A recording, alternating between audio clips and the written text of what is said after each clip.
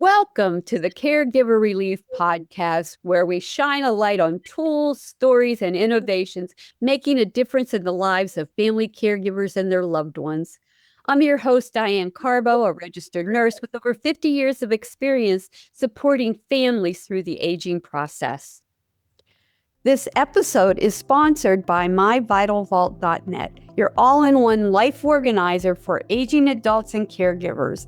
It's designed to help you securely store your essential legal, medical, and emergency information in one easy-to-access place. Because when a crisis hits, being prepared can make all the difference. Join our Caregiver Relief community, a warm, welcoming space where you can connect with other caregivers, ask questions, share stories, and find support from people who truly understand.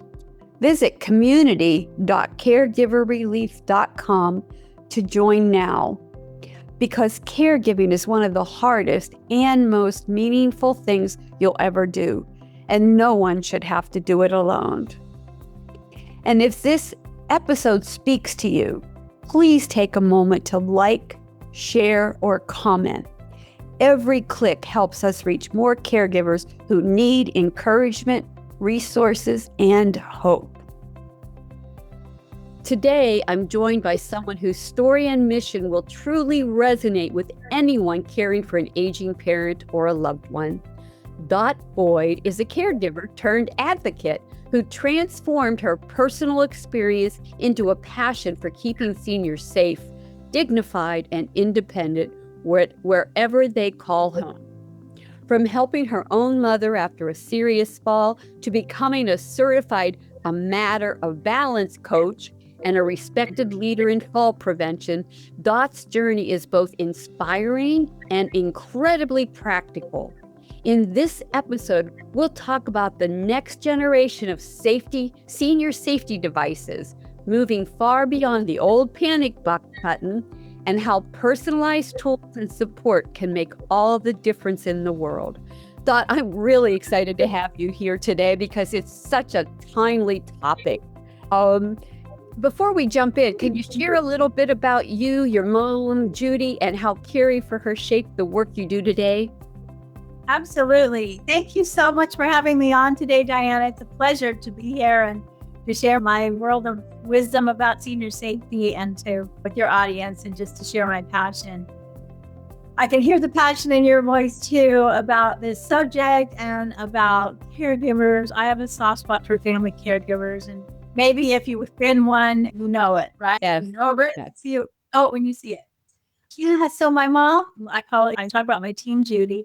My mom, Judy, after my dad passed away first, and my mom relied on my husband and me for the most part after that, and more, especially after her big fall.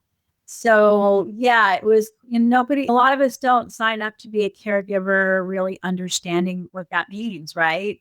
Yes, what it entails. And we think we can do it, no big deal. And my mom cared for me. Of course, I'm going to care for her. But there's a lot more to it than that, right? Yes. Yeah. So in my mom's case, yeah, she had some falls, but we never had a conversation about it. I didn't know the first thing about senior safety. I truly didn't. But what would happen was we never had a conversation about it. And honestly, even if we had, my mom would have been very stubborn. Like so many of us, independent, yes, or trying to be independent people. No way, I'm fine, leave me alone. And so what happened was, mom took a really bad fall when no one was home. And what happens often for people is they have terrible injuries and they can't move to get to a phone. Yeah. So my mom was one of those sad fall statistics that she couldn't get to a phone, and she had to lay there on the floor until somebody came home, miraculously. That's a common story. It is a common story. Go ahead. No, I just wanted to point out that falls are the number one independence robber of seniors.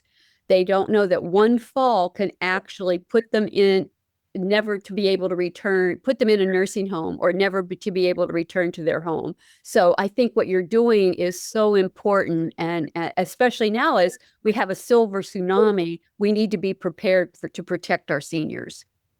We really do. And you hit the nail on the head. Falls are an epidemic for folks 65 and older. And that's not even including younger people who may have some sort of disability or anyone with a chronic disease that puts them at a higher risk of falling, which is for regular everyday people 65 and over is when they really started, I think because of Medicare age, started tracking this. The statistics I have from pre-pandemic are that every 11 seconds, an older adult is treated in the emergency department for a fall. Oh, wow. Really? Every 11 seconds. Every 11 seconds. Wow. That's astonishing. It shocked me. And then I kept reading. This is when I really started to immerse myself in fall prevention awareness in the various seminars, as well as all of the national websites and the Stop Falls Coalition in my area. And I found out that every 19 minutes, a senior dies from those fall-related injuries. Every night. That's a statistic I was not familiar with either. So every 19 minutes? Every 19 minutes, a senior dies from fall-related injuries. Wow. Yeah. And another thing that was shocking, and we'll probably talk about that later too, is that because people are relying on a phone, we all think 25 again, right? We're going to joke around if I fall. I'm probably going to fall. But if I do, no big deal. If I need help, I'll call. The average length of time someone goes without help is almost 18 hours. That's for people living alone or probably independent. Nobody's worried about them every minute of the day.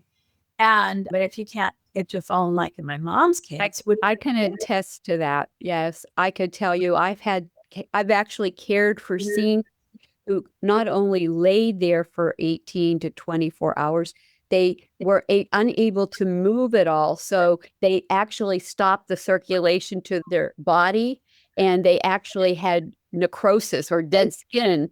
That it was the pressure sores all over, like wherever they were laid. And it's devastating, and it's hard to overcome that. So that's why I'm such an advocate, and I'm so excited about this conversation, because people take their independence for granted. And I have to ask you, what was your turning point that made you realize that there had to be better safety solutions for seniors living at home? It sure wasn't what I was caring for my mom. Because then maybe I would have had a conversation with her about the topic after she came home from 6 weeks of rehab, after surgery and all of that. We still didn't have that conversation. What happened, though, is mom lost more and more of her independence. We cared for her after my dad passed away. And I lost my independence, too. So what I think, my mom was lucky she bounced back. She was lucky it was 4 hours, not 18 hours or 3 days like some people. But what people don't realize, too, is that because we're stubborn, then we're putting more, and we don't want to be a burden on anyone, but we're putting more of a burden on our loved ones, because now we're worried all the time. What's going to happen to mom? I'm not there. I can't be there. It's going to happen again. Yes, most likely if someone's fallen, it's going to happen again. But people don't know that and don't know how to have the conversation. So in our case, we didn't have a conversation. And so it was, at some point, though, it was a nurse who said to me, have you thought about moving your mom into a care home? Which I thought, oh my gosh, right? Oh, granddaughter alert. Yes. Granddaughter alert. I go, yeah. Okay, there's somebody talking to me about something that they do, right? So at the hospital, after one of mom's issues, the turning point really for me was because I went on this journey with my mom. I thought to myself, one day I would love to be in this senior care professional group, right? So to speak, for lack of a better term. But I knew I wasn't going to midlife and get credentialed in any particular way, go back to school for years. And I knew people who had all of these initials after their name. And I'm like, I don't even know what that stands for, but I'm sure there's a lot of the ABCs after the name. There's my long list of ABCs after somebody's name. And I'm going, oh my God, I don't know what that means, but I guess they must be really smart. It's right. They're dedicated. So I'm like, that's not me at that point in my life. And so I thought one day I would love to help families and help seniors. Because I've experienced it, which is the case for many people. In senior services. hands go up if I'm in a room of my professional peers and I say, how many were a caregiver? Oh, at least half the room. So the turning point tends to be when we've been a caregiver. So for me, it was someday I'd like to help. And then luckily for me, a friend approached me some years later and who had been an investor in electronic caregiver devices and said, I know you and your mom's story. You should take a look at this. And that was my avenue in, because with training and immersion and an understanding of what families go through, I didn't need to be credentialed. I knew it, I learned it. And that was it. So for me, I get to help others maybe avoid some of the same fate that we had. I'm finding most people that I interview that have gotten involved with creating products or services were caregivers taking care. The baby boomers have been are getting cared for. And I'm a baby boomer, and I have people that are taking care of 100-year-old parents. Yes. I know, it's incredible. So I just really think that what we're doing is we're going to make it easier for the future generations because we're going to have solutions to so many problems. I think so. And I think the boomer generation is demanding better solutions, right? More modern innovations. They still need to be easy to use. They need to be, beyond the panic button. Exactly. I love this podcast today. Yeah. Definitely. Well, so many people still think the old school, I've fallen and I can't get up panic button when they think about falls. So what are some key advancements in senior safety devices today?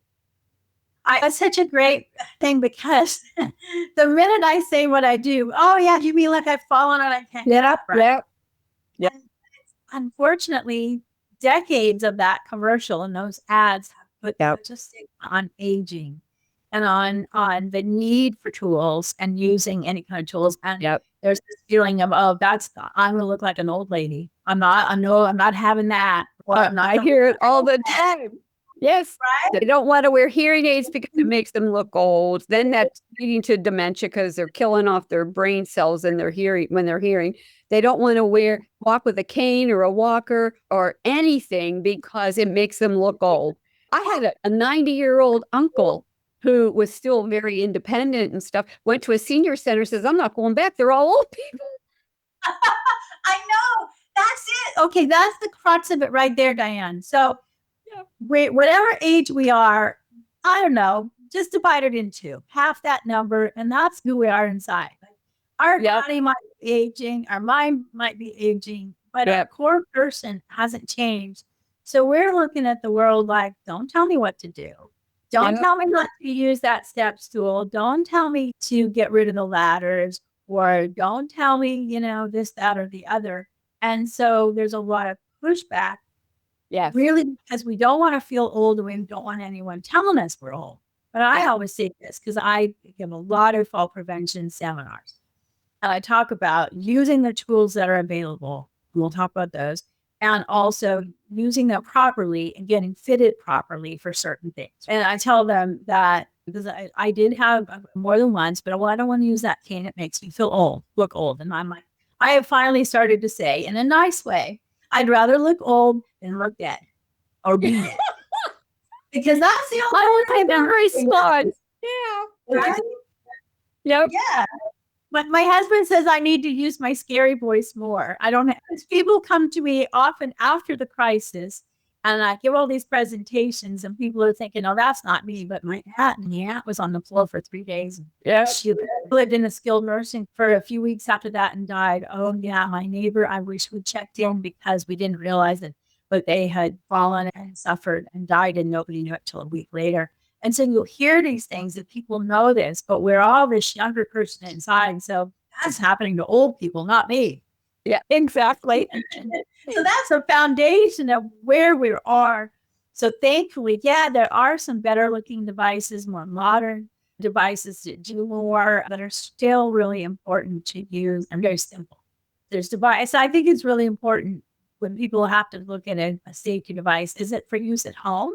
Is it for use away from home, or do I need something that works at home and on the go? that's important to know. What's my lifestyle? When am I most concerned about my safety, or when are my kids hounding me about their worries about my safety? Yeah.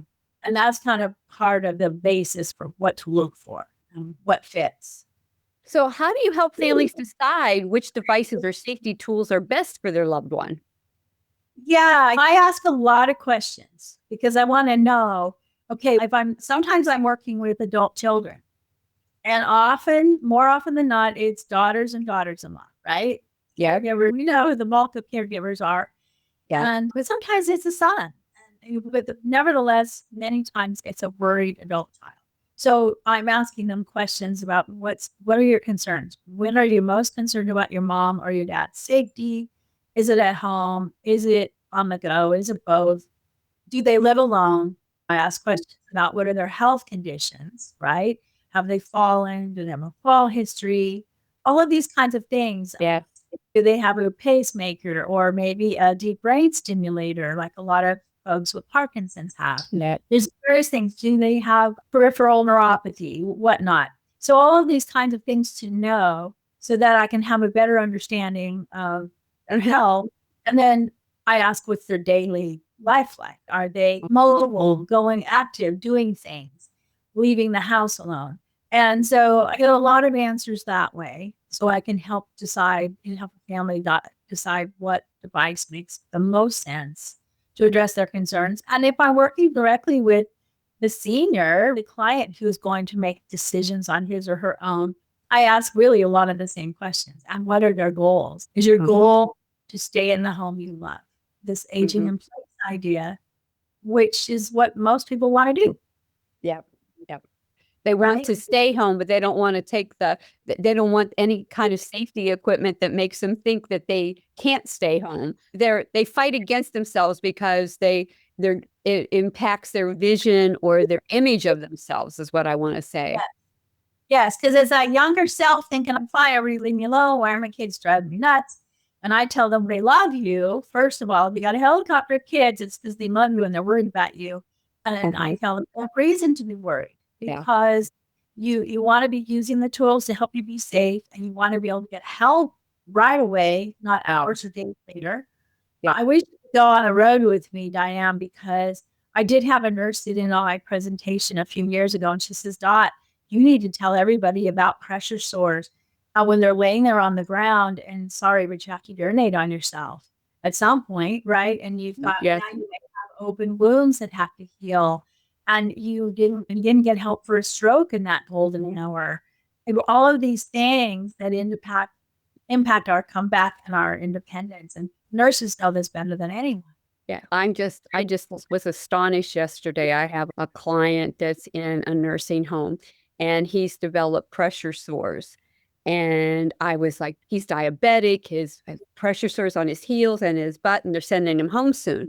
And I'm an old rehab nurse, so, you turn them every 2 hours, whatever. The new philosophy that has been going on the last few years is if the patient doesn't want to turn, and then you can leave them. And I'm like, I'm going to write a letter to somebody because I just think this is astonishing. And I'm talking to other care managers who are saying they're seeing it too. That's laziness on the facility's part. And the other thing is they don't understand that cubitus or a pressure sore can cost at the minimum $100,000 to treat it over a period of time. I'm scared for our healthcare system right now. That's why it's so important. We need people like you out there educating people. So can you walk us through what a typical safety consultation would look like? So sometimes I'm only over the phone. Sometimes I'm via Zoom or FaceTime, and other times I'm in someone's home. And primarily there, I've been called in because there's concern over safety, or there's been a fall or some other incident. And someone says, oh, you need to know Dot for senior safety, because she'll come in and show you what there is. I don't do the full blown run and go through the house and check for everything. There are people certified to do that, and they will do that for us. Are you still finding that it used to be in at least 20 years ago, where you could call your doctor and say, hey, can you have home care come out and do a home safety eval for us? Does that I still, do. you know? I think it depends on your insurance and your Okay. relationship with your doctor and how Yeah. good of an advocate you are. So home health is supposed to do that when they come out. Yeah. So if you've been prescribed home health, that is part of their assessment to make Well, sure. not doing it. I can tell you right now. No, they're not. I would say that they're not doing it, or the phone or my phone would be ringing off the hook even more because there's so many needs.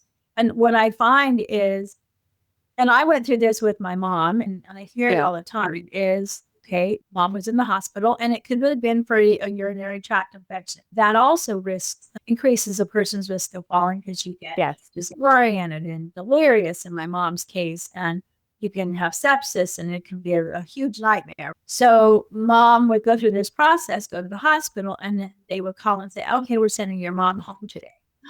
Oh my gosh, right? No warning. Today 11, mom's being discharged. They call me at 9, and I'm supposed to make sure I've got everything ready for mom to come home.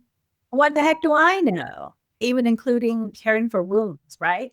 Yeah. And a home health nurse is going to come out and show us what to do. And I'm like, oh my gosh, mom's life's in my hands. What do I know? And I have to look all confident, know what I'm doing for mom. So mom's not going to be like, oh, what are you doing there, Doc? So anyway, so people get discharged and there's not a plan in place, a complete plan for what care looks like at home. So yes, the safety of eval and as well as what else is going on in the home. Is it safe? Is it a house that it looks like it has hoarding in it? People become overwhelmed with taking care of the interior of the home, for instance, and that makes it unsafe. Yeah, are there safety bars in the shower and around the toilet? There might need to be rails down a long hallway. Things like that. People don't think about that. I would say that some of it's common sense, look around, but kids are in such panic mode. They want to put bubble wrap around their parents the way they want to put it around their children. There's always a big pushback. Yeah. I wish I could put every senior in bubble wrap. I tell me. There are days where I need bubble wrap. I'm a fall risk. You know what? I'm a fall risk at 72, and I walk and I'm active, but I have chronic pain. And there's just days where my balance isn't as good. And I'm like, I've started to do Tai Chi and yoga or whatever I can do to keep it going. But it's absolutely something that I'm well aware of because I don't want to fall and can't get up and then be stuck there for days because I know all I have is my phone right now. Yeah. But I'm still healthy and I've got good lungs. You can yell. I tell clients too, because I've heard stories, people who live in assisted living or independent living community, and they're all in apartments. Oh, I just bang on the wall or I'll holler out. Yeah. But if you've just fallen and you had the wind knocked out of you and you're in pain, you just got a whimper. Can't do it. Yeah. We think of the easiest scenario. We don't consider the worst case scenario. Yes. And I need to talk. I am the worst case scenario lady, but I'm also the person with solutions. So at least it's not worst case scenario. And sorry, you're stuck, right? Yeah. So what are some common risks or hazards in seniors' homes that often go unnoticed? I think I have a home safety checklist at my website, just a brief one. But you can also go to the national websites for things. And this is Fall Prevention Awareness Month, so it's perfect timing. Sometimes it's as simple as lighting. Oh my gosh, I've been to so many homes and someone has the curtains closed, the lights off. I'm like, no, this is depressing, not good for your mental health, but you sure as heck can't see where you're walking either. Yes. And with visual changes as we age, we need bright lights. Yep. We need it. So sometimes it's lighting. And I carry around these little motion sensor lights that my husband found. They just plug in. They come on for 30 seconds. I love them. Yeah. We have them all over the house because people won't turn on a light when they get up to go to the bathroom in the middle of the night. No problem. But you walk by this little light and it goes on before you get there. And then you got one in the hallway, one in the bathroom. And at least you can see something. So sometimes this is simple as a 4-pack of lights for $20. Yep. I have a funny story to tell you. During COVID, my son opened a ketamine clinic in New Hampshire, and he was having a hard time finding a nurse. So I drove up to New Hampshire and I rented a room in this $1 million home. He was renting out rooms to everybody. This gentleman that rented to me, lovely man, in his mid 40s, early 50s, and I started putting night lights around because the hallway's dark. My room was at the end of the hall, and I had a long hallway to get to the bathroom. And so I put night lights in the bathroom, and I'll never forget this. He was shocked. He came home one day and he took them all out. Oh my gosh, what do you think they were? I go up to him and go, "Excuse me, John." I said, "I'm an old lady, for God's sake. I need light. Don't be taking those things out." And it bothered him. And I said, they're not that bright. Give me a break. But it bothered him. And I actually bought a light because I would come home late at night, and in New Hampshire, winter, it's cold and it's dark. And I actually bought a light that I bought it myself and had somebody install it so that when I came to the front door where there were several steps, it would turn on. And he was like, "What did you do that for?" I said, "I did tell him I was doing it because why do you need that?" I said, "Because I can't see. And to walk from the street where I park to down a slippery driveway and a walkway and up some steps is concerning to me. So at least if I have it's a motion light that I can, because the way the street was, the top of the house was at street level. So as soon as a car pulled by, it would turn on. So it was perfect for me. When I'd get out of the car, I had light until I got into the house. And that little bit made a difference for me.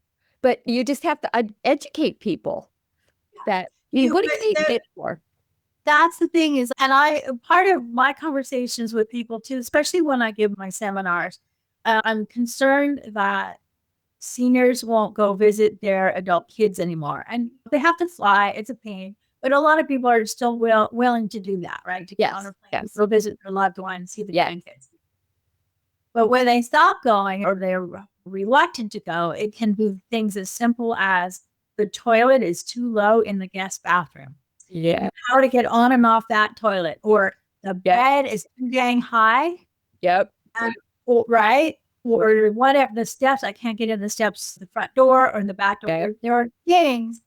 And because parents are trying not to make any waves, they're not saying to their adult kids, "Look, it's gotten a little hard for us to come and visit you because our mobility isn't what it used to be. Yes. And you've got the stairs, or we need a little bit of help in the bathroom. We need some bars in the tub or a chair or something." So I think those conversations are really important, but people don't know to have them. And then if they do know that, how do I have them? Yes. But I think our loved ones want to see us generally. And so if that's all there is to a barrier to a visit, families will figure it out. Yep. And even the lifts for the toilet you can get, and they're not permanent. Are simple to purchase, they're affordable, and people don't think about it. But it's so funny because I when I'm in a home that has high toilet, I'm short, so it's comfortable for me.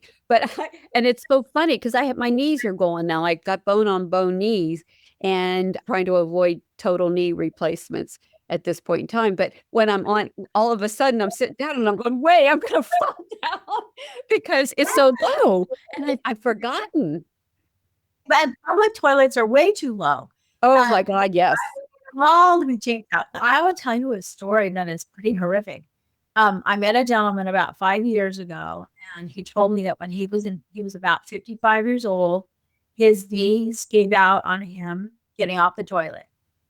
He was on the head and side, but he had knee trouble, which is very common. And he fell, and he got wedged between the toilet and the tub. Oh, I've heard this before. Yes. That is a common place. People get all like a pretzel in there, wrenched, you can't move, in pain, cracked ribs, maybe broken. Oh, it's awful.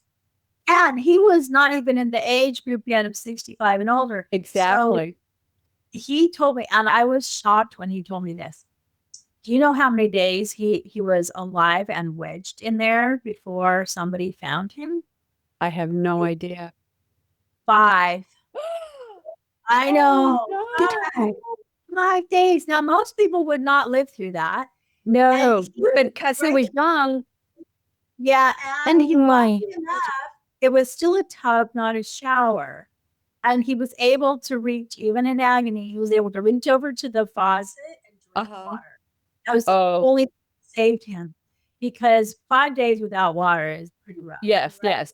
Right. And another thing that people forget about, again, we're thinking we're our younger selves and we're fine. Yes. But if we're on medications, so while we're laying there, we're on medications, we can't take our meds, we're not getting our fluids. And if you care more about your pets, they're not getting fed either. Yeah.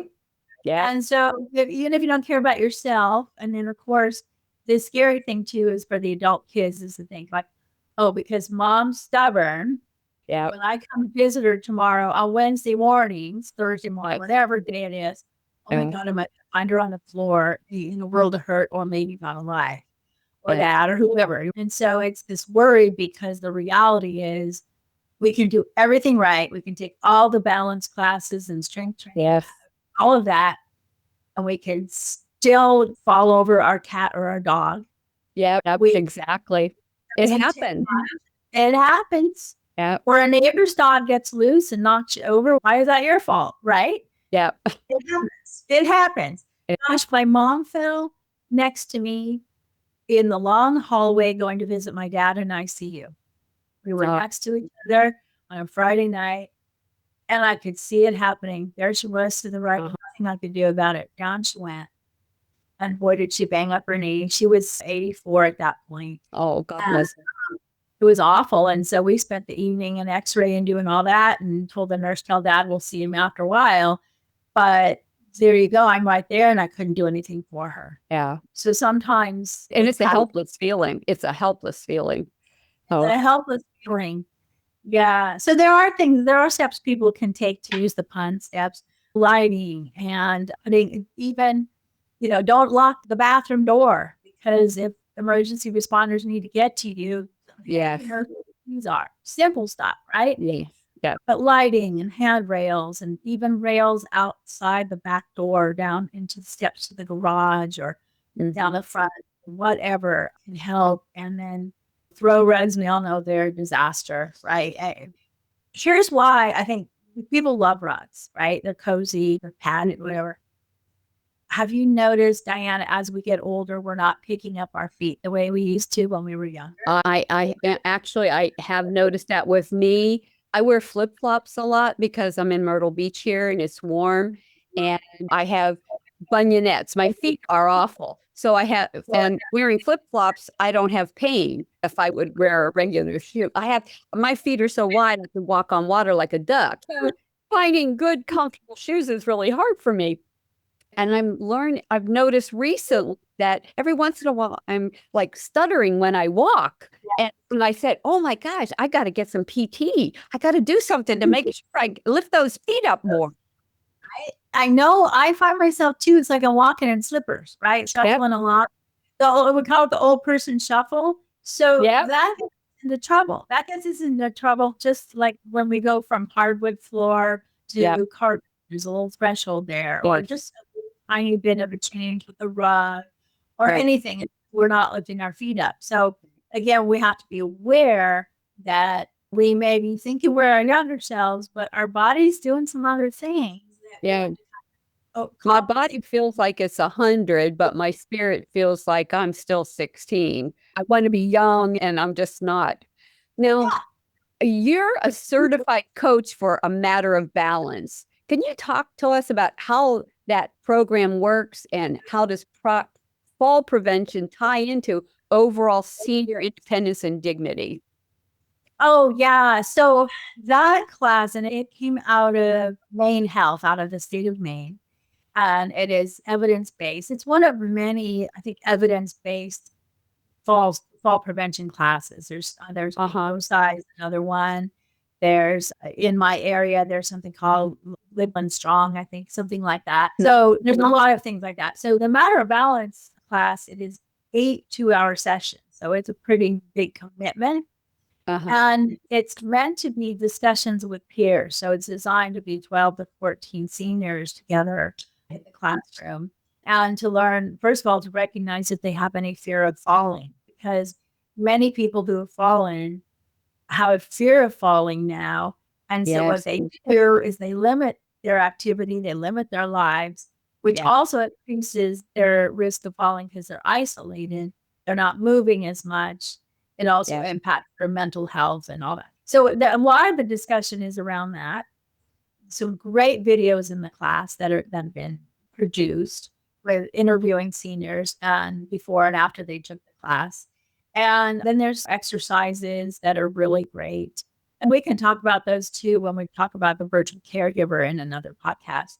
Some of those exercises are there. That's your next exercise. That's your next podcast. Yes, with me.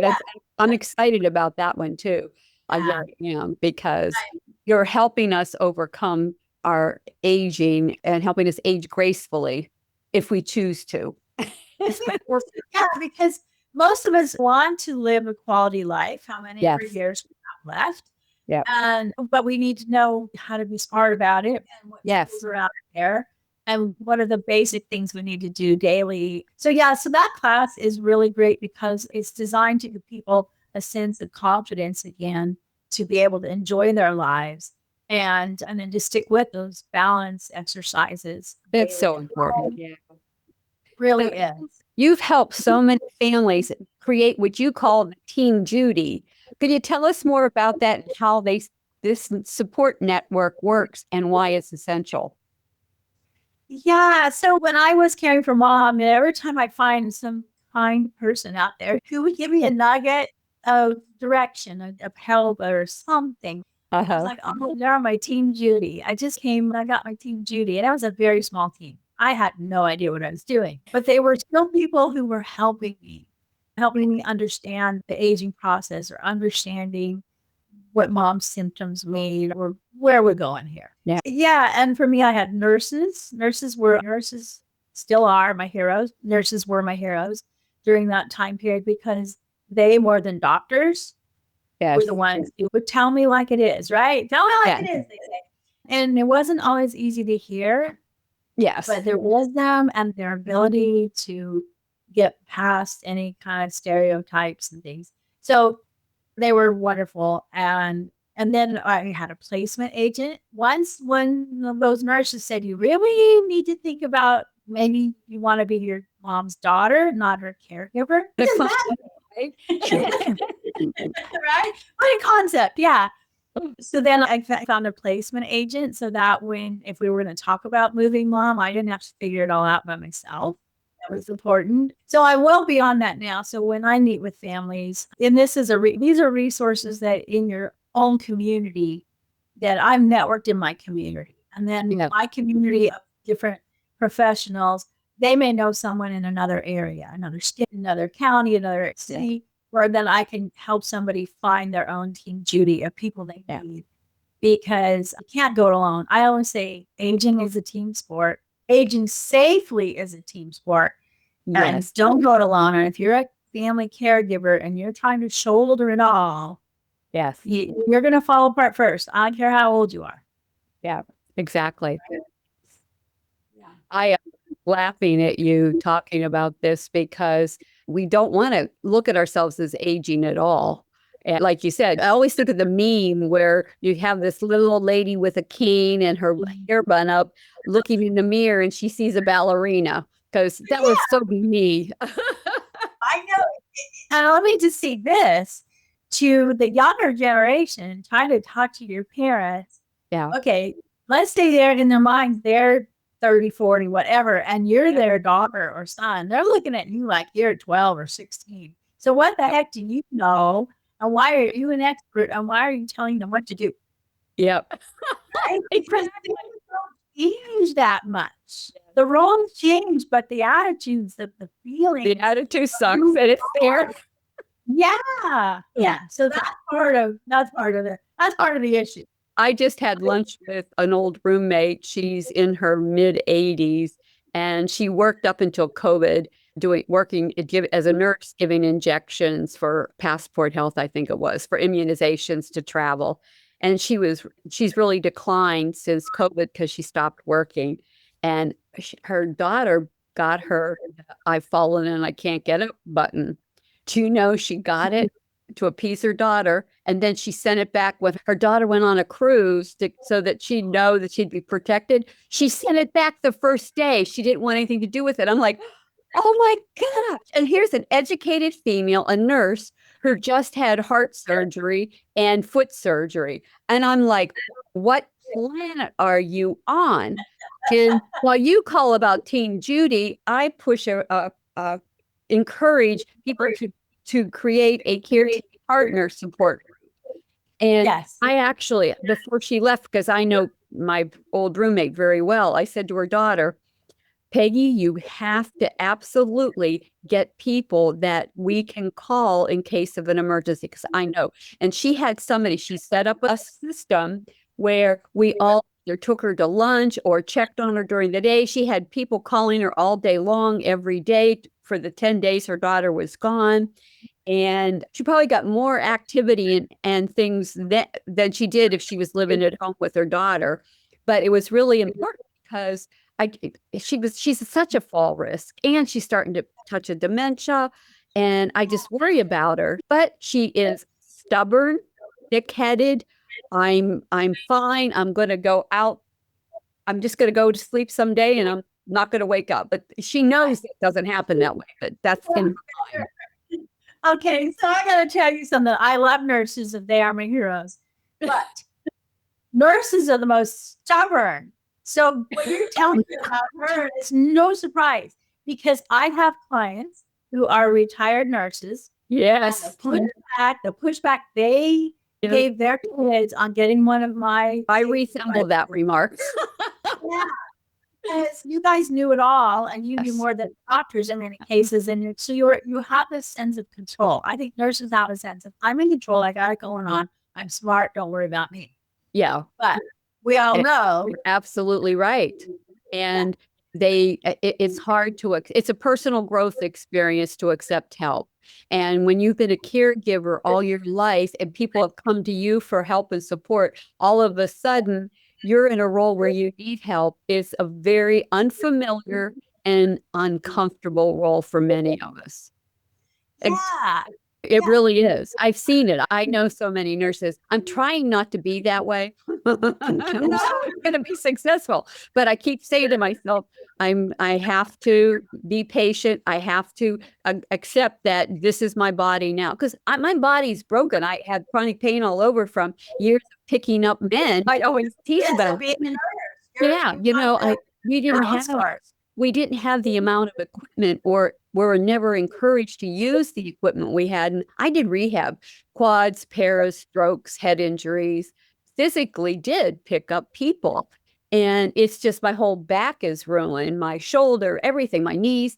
And it's just from having a very active and caring lifestyle, taking care of others. So it's really challenging. That's why I know what family caregivers are going through, and that's why I worry about them. That's why I think what you're doing is so important, because they need to protect their bodies too.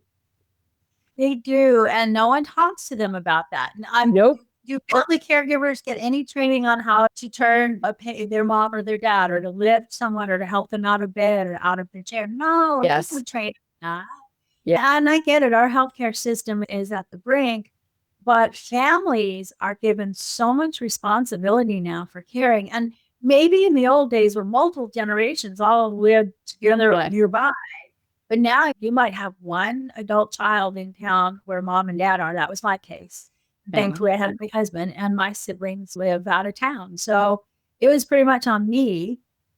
And I don't know if you know the statistic. Yeah, the statistic is very grim for family caregivers. It's 63% become seriously ill or die before the person they're caring for passes.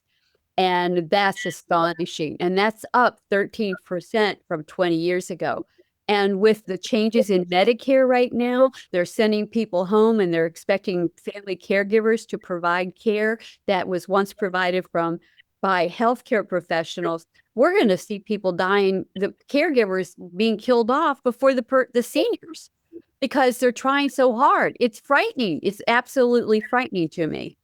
It is frightening. And I've heard a statistic even that it's as high as 68% of the time. So the number, who knows, but It's going up. It has to. it's so high. And so they say that for 68% of the time, if you're the similar age caregiver, like you and your spouse, your partner, Yes. you're the care partner. So yeah, the numbers go up higher.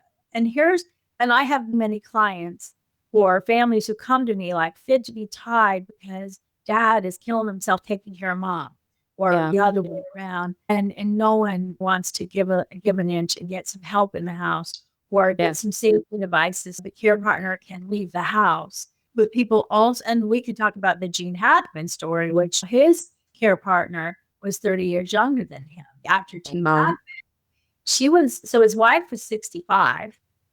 He was 95. There was there was no one checking in. Oh, and they lived out on I think a ranch, I believe, was it Arizona, Mexico, somewhere in the Southwest. And she got hantavirus, got very sick. Oh, so she died, and he was still alive in the home. She was his caregiver. Oh, he was very private. He was a very famous actor, and so they think he was alive about 10 days. He had heart disease and dementia.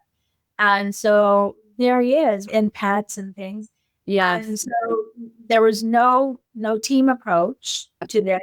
And the belief is, I'm younger, I'm okay, I can care for my loved one and myself. But when something happens to you, and if you're not caring for yourself, the other conversation I have with people is there's all this focus as the caregiver on the patient who I'm caring for. So I'm neglecting, which I did. I neglected my own health care. The majority of caregivers do. They do. I walked away from my career for a while. My social life was in shambles because I couldn't make commitments because I didn't know if I'd have an emergency with mom. I was like, maybe, put me down as probably, but who knows? Yeah. So everything falls on this caregiver. And what the caregiver doesn't also realize is that they need a safety device. We can talk about the different devices, but they're out running errands. Let's say you're caring for a loved one, a spouse, or even a parent, but you live together and you're the one running around doing all the errands. And maybe your loved one is deadbound at home. What if something happens to you when you're out and about? Who's going to know? If somebody, no, you got to have a plan. I talk about you got to have an emergency plan. It's also Emergency Preparedness Month. And interesting, they go together, but people don't think about that because we're so focused on the person we're providing care for. Absolutely. We think we're just dandy, and we're not. Yeah, exactly. Now, technology can be so intimidating, not only for older adults, but their caregivers, because a lot of us are older, caring for an older parent, or you're a parent with teenagers and an aging parent. But the technology, a lot of people, I was surprised, a lot of younger people don't get into technology either. So how do you help seniors and their caregivers feel more comfortable using safety devices? Yeah. It's so interesting. I don't know. I don't even use the word technology because that's a 4-letter word. Right? I know to technology. And you know what? I am far from a techie. Yeah. I love that I'm far from a techie and I can use all of the devices that I represent. Because that tells you they're simple. And I also love that, hey, there's customer support I can call with a question. They never make me feel stupid. They're just patient and they speak in non-lingo, which is important because we remember we talked about all those initials after someone's credentials, right? Same thing with customer support for any kind of technology services. That's their world and they're speaking another language. Hold on, slow it down. Speak to me like you're talking to your grandma. Yeah. I mean, nice about it. But in the case of the customer support I work with, they get it and they're just wonderful, kind, patient people. And that's what I love. So I think again, it comes down to who am I talking to? Am I talking to an adult child or a senior? Although I've had seniors in their 90s who are online shopping. I know a few. Yes. Yeah. Well, driving, I'm like, wow, I don't know what I'll be doing when I'm 94, but I don't think it's Yeah. that. Yep. So people can surprise you. So I never prejudge, I never second guess, but I want to assure people that there might be a lot of good things built in, know what they say, the back end of a device or a system that make it spectacular when you need it. But all it is a push of a button or maybe yelling out help depending on the device, but basically a push of a button and then the process starts. So but families, the younger generation loves anything with a mobile app. And Yes. the products I have all come with a mobile app. And I always tell my seniors, look, you don't have to worry about the mobile app. I may not even tell them Yeah. because if I'm working with the adult kids, I say, look, there's a mobile app here. And if your mom and dad are still driving and you're worried to death about that, you can see where they are on the mobile app. And you don't have to tell them if you don't want to, but you can see where they are in their familiar places and you can see that they got home safely. If they didn't get home, then you can start worrying like, oh boy, Yes. where are they? And start that process. But it's information while the adult kids are at work. Yeah. A lot of times they can Yes. peek in their cell phone and see, okay, mom's at the hairdresser. Yeah, that's normal. Oh yeah, and dad's at the donut shop, but whatever. And he's diabetic. It's not supposed to be eating donuts. I know. That's what I was thinking. That's why I always tell families, these are the things they can do, but you decide among your family members, what's important. But then if you're a family member, you're a daughter in Minnesota, and mom and dad are in, let's just say where you are, Myrtle Beach, and they want to be able to see something, and maybe they can help the local branch of the family by leaving medication reminders from these mobile apps to some of the devices. You can leave a medication reminder. If someone has to check blood pressure or other vitals, that is all stored in the mobile app, and family members can see it and say, oh, I'm concerned because A, dad hasn't checked his blood pressure, or B, oh dear, it's been high lately. We better talk about that. You see what I'm saying? So it's information without having cameras in the house, but it connects families. It's a connected care process with the modern devices. But again, if somebody needs help, all it is either a fall detection device goes off if they fell, or a push of a button. All this other stuff doesn't matter to the wearer so much. Exactly.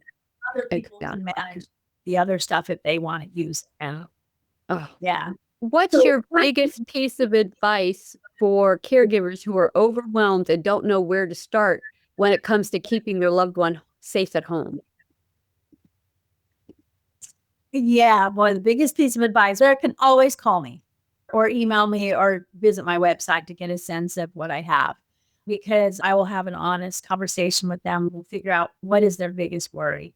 But I think what happens is, especially when it comes to safety devices, right? I have devices that work at home, on the go, both, and vitals tracking, and you name it. But people are overwhelmed and they're thinking, mom needs one of those. I fall on her and can't get up. Let's just say that's an easy, low hanging fruit. Yeah. But then their mom doesn't want one, right? Yep. And so, first of all, realizing that don't tell your parents what to do. Don't start there.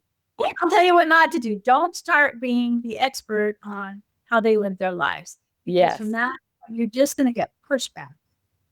You're your parent. Don't do it. Yeah. Talk to an expert. Talk to someone who could maybe give some guidance, because a neutral party is helpful, right? No. Someone using buttons aren't pushed when mom says, "Oh, no way am I wearing that," or "What do you know? You're trying to control me. I know it." And I think we talked about it a little bit earlier, but and again, a couple of things. Kids, younger kids, when I say younger, even grandkids, anyone between the age of 20 and 50 tend to say, "Oh, hey, I love my smartwatch. Yeah. Let's get you one." And no one knows how to use that darn thing. And then now it's a whole different system and it's not used properly and no one knows how. And like your friend, she was given, that's an example and I'm Yep. going on a tangent. Daughter was worried. Mom, I got you this life alert thing, right? Yep. And you got to wear it because I'm worried sick and I want to go on my cruise. Yep. So mom's looking at her like, okay. And she's thinking, I'm not wearing that stupid thing. And that. So that approach generally backfires. Yeah. So I think people really have to understand is having a conversation that is not elevated in emotion. It's pretty much understanding my parents' goals. Mom, Dad, are you hoping to stay in our family home for the rest of your lives? Yeah. Is that what we're looking at? And because we want to start a conversation of what do they want? What's the plan or what's the thinking rather than I'm worried sick and you got to get one of these things or else. Most parents, the parents that I've spoken to, especially the old men, will say, I'm going out in a box feet first. I know, right? It's true. It's true. You're going out on a gurney or something. And if it was only that easy. I know. See, and I've had people who said, honey, I'm ready to go. I don't need that thing. Oh, yes. I'm ready to go. And I'm like, yep. I'm telling that you're ready to go anytime. You are ready. But you can avoid some suffering. Yes. It's how you're going out that you worry about. Yes. Because that suffering on the floor, that whole idea. And this, I'll tell you a story if it's okay if we have time. Absolutely. So it's about the purple button. So the buttons I have, they're blue, black, purple, different colors. People think it's the best smartwatch or something because that's the question. They go, oh, wow, cool watch. So anyway, I have a client who's a mother and daughter, typical scenario. Mom lives alone. Daughter lives fairly close by. In April, I came out to the home. Mom didn't want a button. Daughter was insistent. Daughter, Mom, I know you want to stay here. I'm really worried about you when you do this for me. Sometimes you just have to say, I know you don't need it, but I do. I need exactly. It's not always about you, Mom. It has to include me now, too. Exactly. So in this case, Mom said yes. And apparently, I don't remember this, but apparently I helped convince her, probably told her some scary stories because they're all true, the stories I tell. Yeah. And so they called me 2 weeks ago because they want to say thank you because Mom took a fall and had some leg injuries and hand injuries, was going to be unable to get to a phone. She would have called her daughter first, right? A lot of people want to do that. Yeah. And so there's no way she was going to do that. So she pushed her purple button that she had on her wrist, which brought the live operator on another transmitter in their house. Yeah. She told them what was going on. So they dispatched the ambulance to her, and that ambulance knew how to get in the house because her information is on file. So questions I asked is, okay, if the door is locked, and it better be if you're home by yourself. If the door is locked, how did they get in without breaking down the door? Is there a lockbox, a remote code, something? Yep. So all of that, plus her health information, preferred hospital, allergies to medications, where her meds are stored. Does she have anything posted on the fridge about her healthcare wishes, right? Or Bible of life or physician's orders. So all of that is relayed. And so ambulance comes to her and the second operator calls her daughter, first on the call list. Your mom has triggered her alarm.